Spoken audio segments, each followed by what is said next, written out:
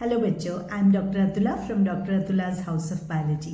Continue करते हैं class 11 की एनाटॉमी ऑफ फ्लावरिंग प्लांट्स।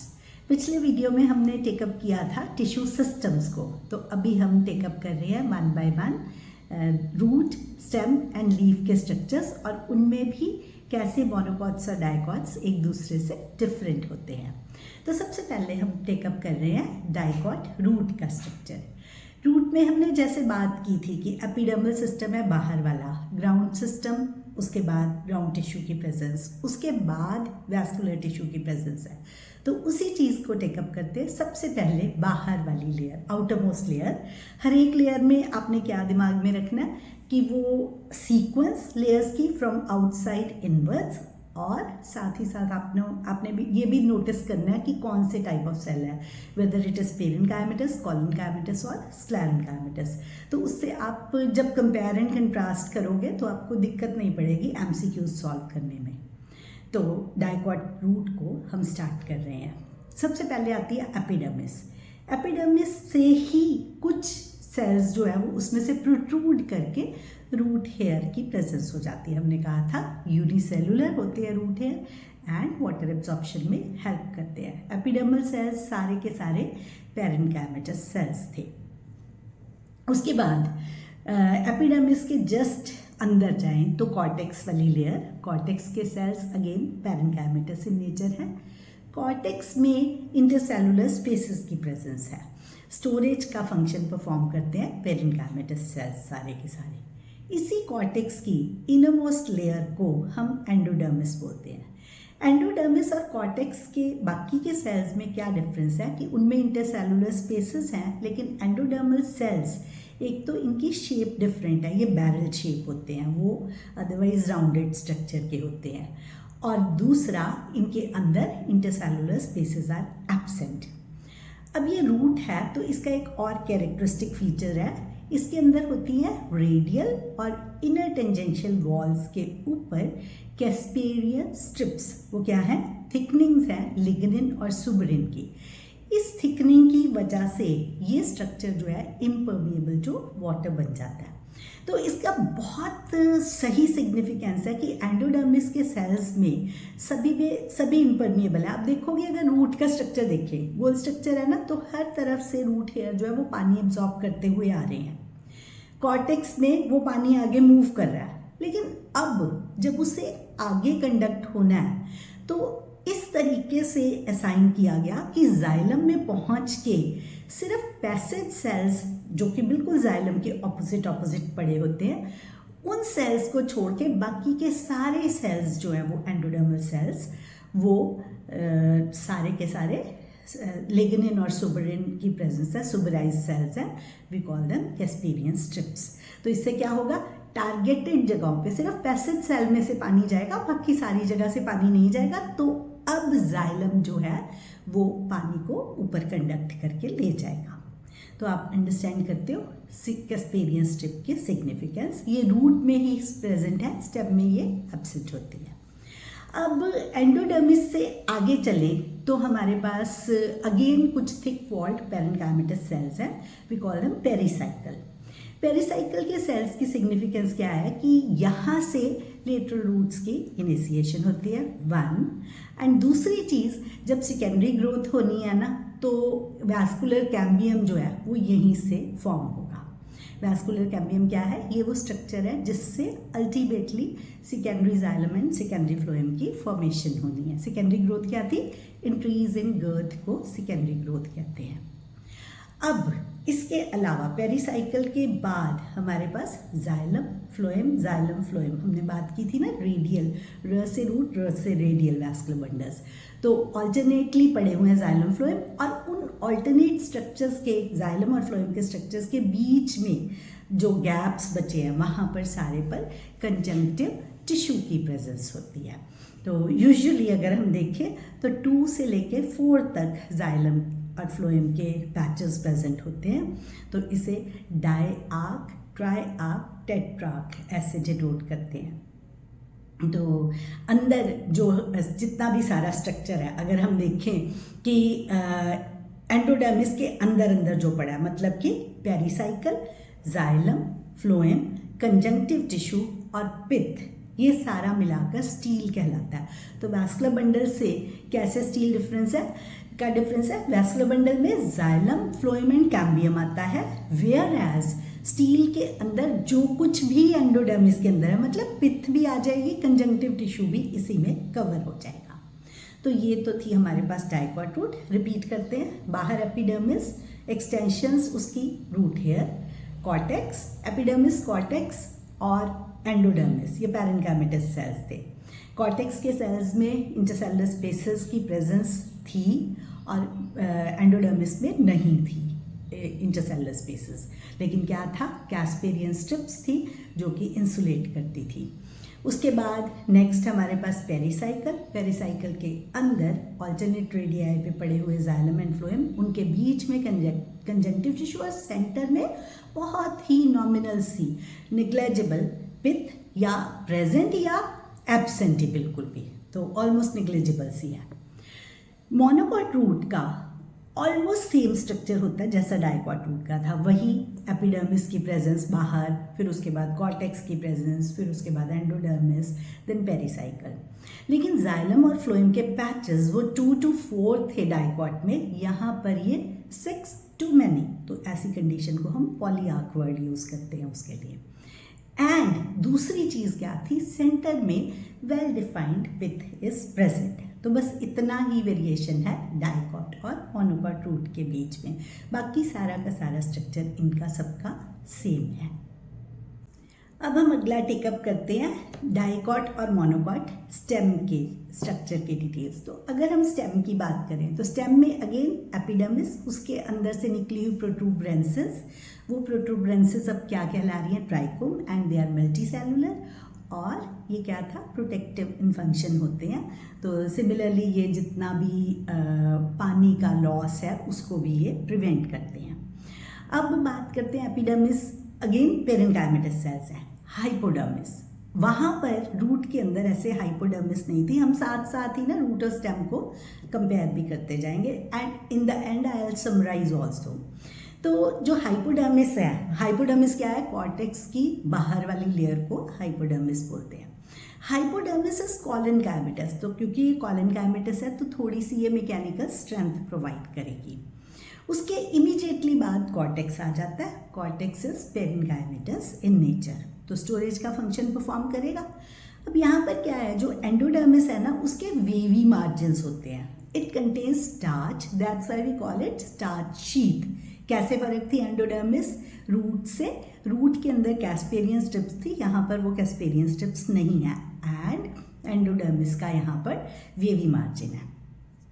अगला डिफरेंस पेरिसाइकल में भी है, उधर भी पेरिसाइकल के सेल्स तो थिक थे, लेकिन यहाँ पर वो पेरेन्काइमेटस इन नेचर थे, लेकिन यहाँ पर जो पेरिसाइकल है ना, पेरिसाइकल के पैचेस में है semilunar half moon shape patches होते हैं, और वो पैचेस आर स्क्लेरेन्काइमेटस इन नेचर। कहाँ पर होंगे, जस्ट जहाँ पर वैस्कुलर बंडल है ना उसके ऊपर, मतलब जैसे प्रोटेक्शन प्रोवाइड करने के लिए ये प्रेजेंट होते हैं।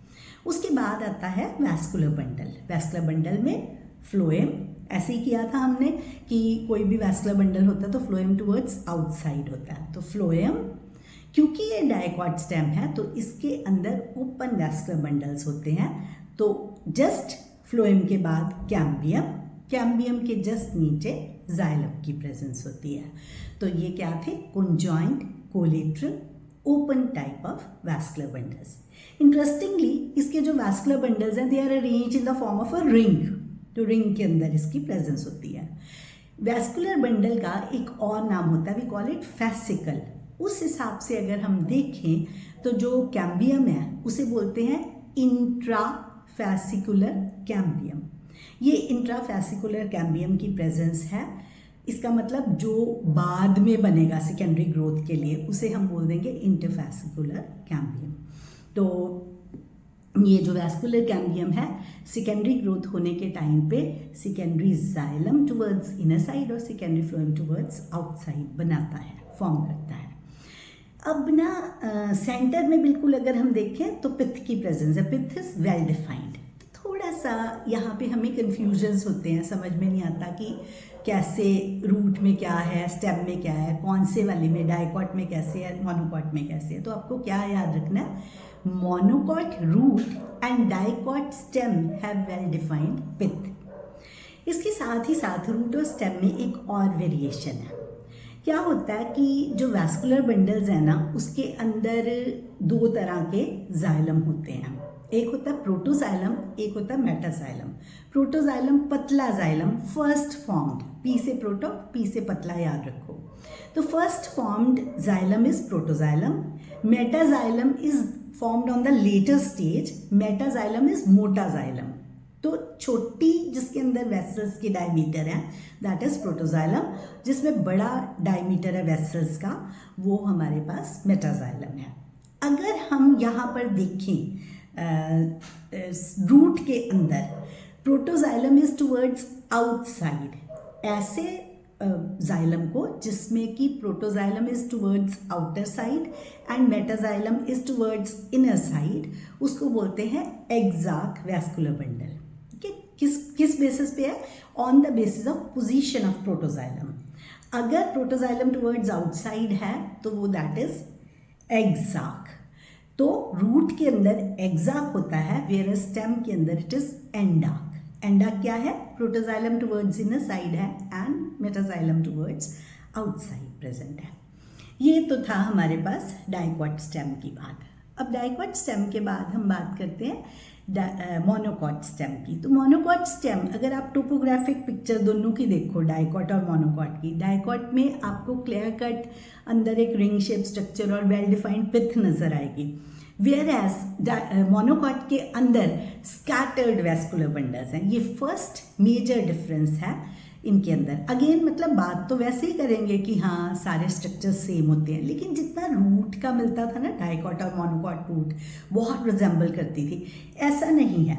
यहाँ पर क्यों वेरिएशन है कि ना, जैसे वहाँ पर ग्राउंड टिश्यू डिफ्रेंशिएटेड था, सबसे पहले हाइपोडर्मिस थी, फिर कॉर्टेक्स थी, फिर एंडोडर्मिस की प्रेजेंस थी, फिर पेरिसाइकल के पैचेस थे, ये ऐसे थी ना कैटेगरीज बनी हुई। लेकिन मोनोकॉट में क्या है, कोई कैटेगरीज नहीं है, पूरा का पूरा ग्राउंड टिश्यू है। तो we call it ground tissue is undifferentiated. कहाँ से स्टार्ट हुआ, एपिडर्मिस से, एपिडर्मिस के बाद hypodermis, hypodermis in case of dicots was collenchymatous, पर यहाँ पर ये स्क्लेरेनकाइमेटस हाइपोडर्मिस है। ठीक है, पहला डिफरेंस यहाँ पर आता है। दूसरी बात करते हैं कि उसके बाद वहाँ पर वैस्कुलर बंडल्स जो थे देवर अरेंज्ड इन अ रिंग, यहाँ पर वैस्कुलर बंडल्स आर स्कैटर्ड। तो स्कैटर्ड वैस्कुलर बंडल वाले स्टील को अटैक्टो स्टील कहते हैं, वेयरएज जहाँ पर वैस्कुलर बंडल्स रिंग में प्रेजेंट होते हैं उसे बोलते हैं यू स्टील, EUU, जहाँ भी आएगा दैट स्टैंड्स फॉर ट्रू। तो ट्रू स्टील या यू स्टील हम डाइकॉट के स्टेम को बोलते हैं एंड अटैक्टो स्टील हम बोलते हैं मोनोकॉट के स्टेम को। अब उसमें आप देख सकते हो कि जो सेंटर वाले वैस्कुलर बंडल्स है ना मोनोकॉट के अंदर, वो तो बड़े साइज के हैं, जो साइड्स वाले वैस्कुलर बंडल्स हैं वो छोटे साइज के हैं। इसका अरेंजमेंट ऐसा ही होता है। उसके अंदर अगर आप ध्यान से देखो ना तो आपको दो आंखें, ऐसे नाक और एक बड़ा सा मुंह नजर आता है। तो ये एक कैरेक्टरिस्टिक फीचर है मोनोकॉट स्टेम का। अगर हम होल व्यू देखते हैं ना लाइट माइक्रोस्कोप के नीचे, तो हमें क्लियरली ये नज़र आ जाते हैं ऐसे वैस्कुलर बंडल्स ना। उससे हमारा आइडेंटिफिकेशन बहुत इजीली हो जाती है। कैसे, जो फोरहेड वाला पार्ट है वहाँ पर क्या है, फ्लोएम वाले सेल्स। जो आंखें बनी हुई हैं वो क्या है, वो मेटाजाइलम वेसल्स हैं। छोटा सा जो नाक जैसा स्ट्रक्चर बना हुआ है वो क्या है, प्रोटोजाइलम। और लाइसिस ऑफ प्रोटोजाइलम से एक लाइसिजीनस कैविटी की फॉर्मेशन हुई है। तो ऐसे करके ये मोनोकॉट का है। क्योंकि इतना स्कैटर हुआ पड़ा है तो इसका मतलब पिथ नहीं है, प्रेजेंट नहीं होती इसके अंदर। तो क्या वेरिएशंस होगी, आप आसानी से डाइकॉट और मोनोकॉट स्टेम को अब आप डिफ्रेंशिएट कर सकते हो।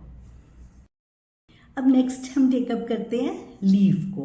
तो अब जो डाइकॉट की लीफ है उसे बोलते हैं डॉर्सी वेंट्रल लीफ और मोनोकॉट की लीफ को बोलते हैं आइसोबाइलेटरल। डॉर्सी वेंट्रल मतलब डॉर्सल एंड वेंट्रल साइड होती है, तो इस तरह से प्लेस्ड है। आइसोबाइलेटरल ऐसे प्लेस्ड है जिसमें आप अपर एंड लोअर साइड नहीं बोल सकते, दोनों साइड्स जो है वो सिमिलर होती हैं। पहले टेकअप करते हैं डायकॉट की लीफ। अगेन अब लीफ है तो ऊपर और नीचे एपिडर्मिस की प्रेजेंस होती है। तो इसमें ना इसे बोलते हैं एडेक्सियल और एबेक्सियल। तो बिलो से याद रखो, एबेक्सियल जो है वो नीचे वाली लेयर, नीचे वाली साइड होती है, और एडेक्सियल जो है वो ऊपर वाली साइड होती है। तो upper epidermis and lower epidermis जैसे हम पढ़ते रहे हैं, उसे अब हम बोलेंगे एडेक्सियल एंड एबेक्सियल। बिलो से याद रखना है, एबेक्सियल होती है। तो एपिडर्मिस के ऊपर क्यूटिकल की प्रेजेंस है, एपिडर्मिस के अंदर स्टोमेटा की प्रेजेंस है। स्टोमेटा जो है वो लोअर साइड पे ज़्यादा होते हैं as compare to upper side. तो अब हम लोअर और अपर बोल रहे हैं, लोअर इज एबेक्सियल साइड। अब अंदर जितना भी टिश्यू होता है, ग्राउंड टिश्यू, उसे हम मीजोफिल बोलते हैं। टिश्यू सिस्टम में हम कर चुके हैं। Mesophyll is differentiated into adaxial side के ऊपर पहले पेलिसेड पेरेन्काइमा जो कि क्यूबाइडल सेल्स हैं, सॉरी इलोंगेटेड सेल्स हैं। देन उसके बाद उसके जस्ट नीचे स्पॉन्जी पेरेन्काइमा होता है। पेलिसेड तो बिल्कुल स्टैक करके पड़े होते हैं, एक के साथ एक टच करते हुए। अगेन उनके अंदर क्लोरोप्लास्ट की प्रेजेंस है, तभी वो फोटोसिंथेसिस में हेल्पफुल होते हैं। लेकिन जो स्पॉन्जी पेरेन्काइमा है ना, उसके अंदर इंटरसेलुलर स्पेसेस होती है। वो स्पेसेस में एयर फिल्ड रहती है उन स्पेसेस के अंदर, तो that's why we call them spongy parenchyma. फिर नीचे वाले सरफेस वाले जगह पर जहाँ स्टोमेटा की प्रेजेंस है, वहाँ पर क्या होगा, एक सबस्टोमेटल चेम्बर होगा और फिर स्टोमेटा की प्रेजेंस होगी, गार्ड सेल्स की। तो आपको पता ही है कि मेन रोल इनका गैसियस एक्सचेंज में, बट साथ ही साथ ये थोड़ा बहुत ट्रांसपिरेशन के थ्रू लॉसेस भी करते रहते हैं। तो अब इसके अंदर अगर हम वैस्कुलर बंडल की बात करें, तो वैस्कुलर बंडल के अराउंड एक शीथ होती है, we call it bundle sheath. Bundle sheath के अंदर xylem towards upper side and phloem towards lower side. कैसे, आप देखो ये स्टेम है, स्टेम ऊपर की तरफ जा रहा है। हमने कहा था स्टेम में फ्लोएम बाहर होता है, जाइलम अंदर होता है। तो अगर ऐसे देखें, ये फ्लोएम हो और ये जाइलम हो, तो फ्लोएम इधर से इधर की तरफ जाएगा और ऊपर जाइलम आ जाएगा, क्योंकि जाइलम अंदर था ना, तो उसकी प्लेसमेंट ऊपर की तरफ हो जाती है। तो जाइलम ऊपर है, फ्लोएम नीचे है, ये प्रेजेंट होते हैं vascular bundle. Vascular bundle basically कहाँ होगा, वेन के अंदर होगा ना। तो मिडरिब का वैस्कुलर बंडल थोड़ा बड़े साइज का, जो वेन्स और सब्सिक्वेंट वेनलेट्स हैं उनके छोटे छोटे साइज के वैस्कुलर बंडल्स की प्रेजेंस होगी। अब ये तो था डॉर्सिवेंट्रल लीफ के बारे में।